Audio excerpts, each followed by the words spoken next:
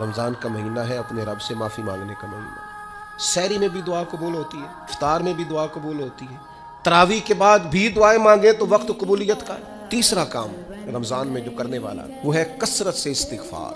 کچھ غلطیاں نا ہم کرنا نہیں چاہتے، ہم سے ہو جاتی ہیں۔ کچھ غلطیاں ایسی ہیں جو ہم بڑی بڑی کر چکے ہیں لیکن ہمیں یاد ہی نہیں، بھول گئے۔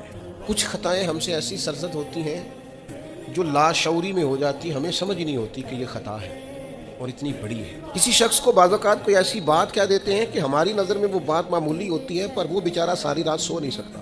رمضان کا مہینہ ہے اپنے رب سے معافی مانگنے کا مہینہ، اس سے توفیق مانگنے کا مہینہ، اس کے حضور حاضر ہونے کا مہینہ۔ میں آپ کی خدمت میں عرض کروں، حضرت عائشہ صدیقہ فرماتی ہیں نبی پاک نے فرمایا صلی اللہ تعالی علیہ وسلم، جس سے اللہ نے قیامت والے دن حساب پوچھ لیا نا، اس کے لیے مشکل ہو جائے۔